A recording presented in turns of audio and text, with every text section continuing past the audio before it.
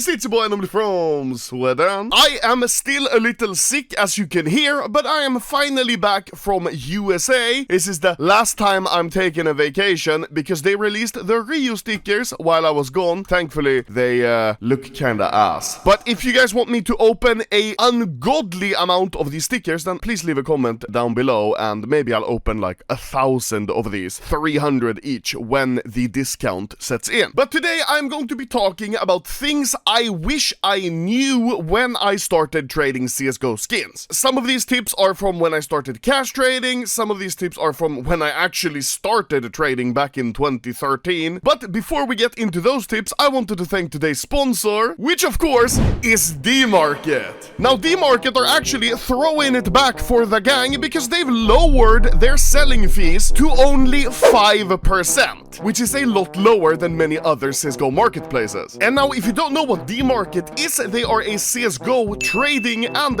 marketplace website, meaning that you can buy and sell and trade your skins safely and now also even cheaper than before. They're super legit, they've got over 10 million closed deals and they've got a 4.4 rating on Trustpilot, which is very good. They've got all the withdrawal methods you'd ever want with bank transfer, credit card, Payoneer, Skrill, PayPal and even check. And you can also donate your money to help Ukraine. And as you can see, the 5% fee is already in effect, so if I wanted to sell these Moto Gloves Turtle for $100, I would be getting $95 cash. That is very nice. You can also look for some nice cops by checking best deals and best discount. And of course, if you're thinking about selling your skins to then buy new ones, it would be smarter for you to just trade them, because the fees would be lower. And even if you don't know what you want to trade for, you can always click auto select, and DMarket will auto select items within your budget. So thank you very much DMarket for sponsoring this video and supporting the channel. If you want to try them out, then please do it from the link in the description, and make sure that you use their Halloween special low fees now that it's available. Now, the things that I wish that I knew before I started trading is a nice list of things that would just help a new trader starting out, I would assume. And the first thing that I wrote up is knowing how to actually price your items. Most of the time, it's actually extremely easy to get an accurate price on your CSGO skin. Now, this doesn't mean that if this one is worth $100 that I'm going to sell it for only exactly $100. No, that just means that that's in the range of what I might expect this one to be worth. And if your skin is liquid, meaning that it sells very often, more or less always for the same price, for example, this Bayonet Tiger Tooth, which is name tagged owned by Anomaly, but I just bought this one, so how did he know?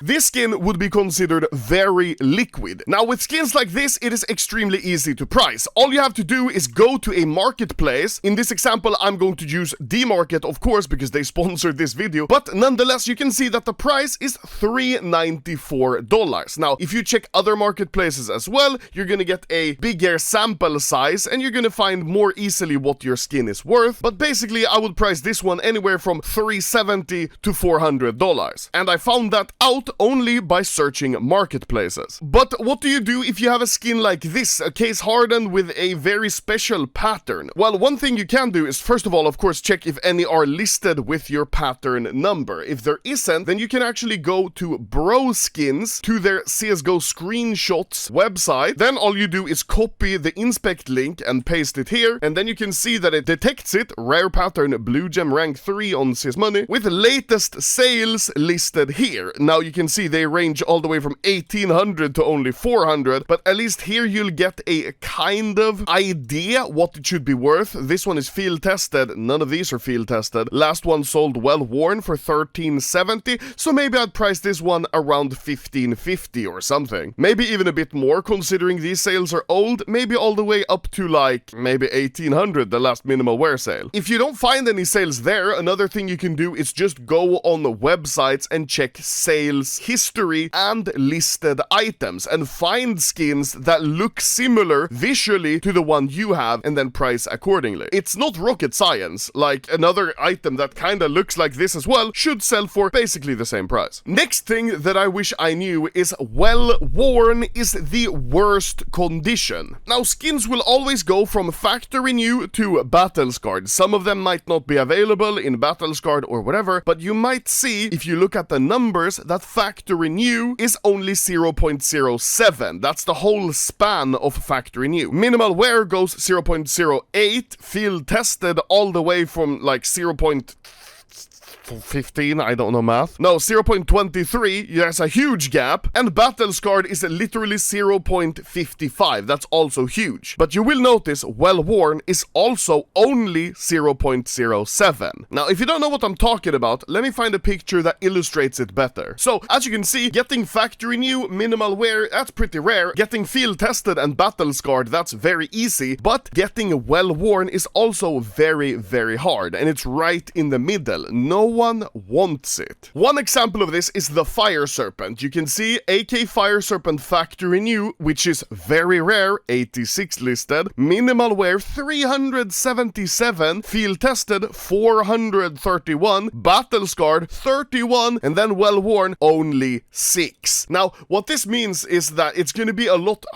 take a lot longer to sell well worn skins, and you might even have to sell them for sometimes less than battle scarred. Now, I have a lot of skins that are well worn, and some of them are easy to sell, like Pandora's gloves. Even though they're well worn, it's still pretty easy to sell, but some skins like the StatTrack Howl minimal wear is extremely annoying to sell and takes a very, very long time. Basically, if you want to be safe, then don't buy well worn skins, and especially don't buy well worn StatTrack skins, because they just take way too long to sell and you're maybe gonna lose money. The next tip is everyone on the internet is trying to scam you. Now, this might not be 100% true, because there are some nice people on the internet, but it's a good mindset to have to ensure that you don't get scammed. Because if someone adds you and says, hey, I want to buy your skin, but we need a middleman. Hey, I'm playing a CSGO tournament, I want you to join. All of these scams are just trying to lure you in because you've let your guard down. Just assume that everyone on the internet is trying to scam you, because most of the time that's the case, and never ever go first in a trade unless the person you are trading with has more to lose by scamming you than they do from actually scamming you. If you don't know what I mean here is that, say that you're going to sell this knife to me for, I don't know, $3,000. If I were to scam you for this knife, I would gain $3,000, but I would also lose my entire reputation, and my reputation in trading is worth more than $3,000, so obviously I would never scam. Also, hopefully I would assume that you guys know that I'm a nice guy, but it's a good rule to have, because that way you won't get scammed. Another good rule of thumb is almost never accepting random friend requests you get on Steam, because they're almost all scammers. Don't go to websites people might send you over Steam chat, and obviously don't install programs that people tell you to do, and never log in with your Steam details on any sites that you haven't made sure are safe. Now, this is basic internet security things, but it's something that, not really a tip for me, because I've been living by this since 2013, but something I would suggest new traders to really take to heart. Tip number 4, don't be greedy. This applies in two different ways. First of all is being blinded by greed when selling or buying an item. Let's say you're going to sell this knife, which is going to be $400, and someone offers you $500, $600, then you might think, oh my god, that's such a good price, and hastily do the trade and end up getting scammed. If something seems to be too good to be true, then most likely it isn't true. Now, I've fallen sometimes for people who want to buy skins for a really good price, and then they end up saying, hey, but you go first, or hey, I want to do it with PayPal, and then they're gonna try to refund. But that's why I've never gotten scammed this way, because I never go first, so I always ensure that, you know, I can't get scammed. But if you're hastily running into trade, then you might fall a victim to this. Tip number 5 is researching safe safe payment methods. Now, what this means is that if you're going to be selling skins, then you want to make sure that if a person pays you, that they cannot refund you. Now, this is a huge topic on its own, all the payment methods and the perks and the cons, but just do some Googling before you accept, for example, PayPal for a skin, and then you get refunded on, and then you lose the skin and the money. People think that PayPal friends and family is 100% safe. It's not. People think that crypto is 100% safe and can't be refunded, but you can get double spent, and there's a lot of different ways, so just research payment methods so you don't fall victim. Tip number 6 is not blindly trusting list and sale values. For example, the case hardened we talked about earlier, maybe if I listed this one, it would be the only listed one with this pattern. I would list it for $7,000, way more than it's worth, and it's the only one listed. Does that mean that it's worth $7,000? No. That's why you need to do more research than only checking list and the sale value, because sales values can also be manipulated. For example, I could just sell this to myself or to a friend for a ridiculous amount of money to try to increase the value of it. This is why it's very essential to check the price of an item in more than one source, and it's not always as easy as it seems to accurately price some of these very rare items. Tip number 7, souvenirs, operations, and new cases. Now, I recently made a video talking about the skins I lost some of the most value on, and many of them were souvenir skins or operation skins. Because when a new operation or a new souvenir package is released, those skins are very low supply, and because of the hype, the demand is very high. But when people realize that a skin might look like ass, the price is gonna go down. One good example of this is the Op Fade, which when it was released, people were crazy hyped about it, but then people realized that it kinda looks like shit and shouldn't be worth that much. When it was released, it was selling for literally almost 2,000 euros on the Steam market alone, and then you can see the price plummeted down to under 900 euro. And this rule also applies for new cases, because when a case is released, obviously the supply and demand is going to be different than after 3-4 months after it's released. And this rule isn't always set in stone, because with some skins, like the Op Gungnir, it was selling for way lower when it was released than now, so you just have to be very careful when something new is released before you buy into it and do some research. Rule number 8, fuck blue laminates. All my homies hate blue laminates. Now, this rule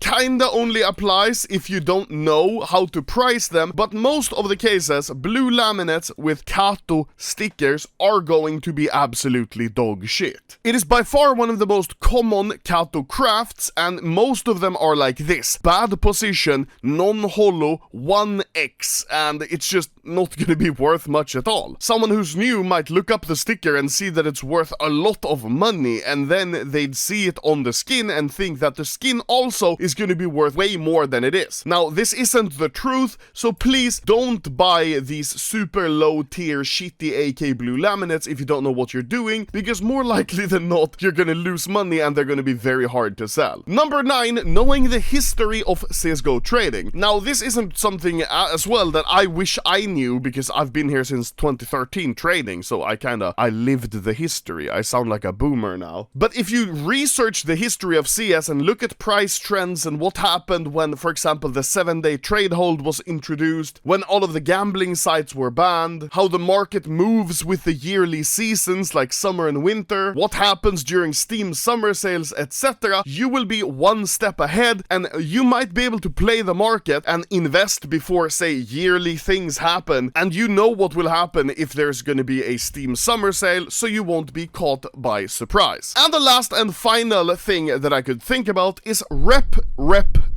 Reputation is the most important thing in CSGO trading, and it's basically a score to check how well you are trusted as a trader. Now, building an actual reputation is very hard and takes a long time, and there's a lot of different sites. For example, Steam Rep, there's also CSGO Rep, there's a lot of different sites where you can check your rep or somebody else's, and building that reputation portfolio takes time, effort, and dedication, but it's something you might use as a bargaining chip in the future. If someone doesn't trust you, you can show them the rep, the actual transactions you've made, to make you a little bit more secure to trade with. So thank you guys for watching. This was probably quite a long video, but I wanted to record this now that I'm back from USA, and I thought of some nice tips and tricks for a new trader, and many of them that I wish I knew when I started trading. So thank you guys for watching. Now I'm going to go and completely destroy my asshole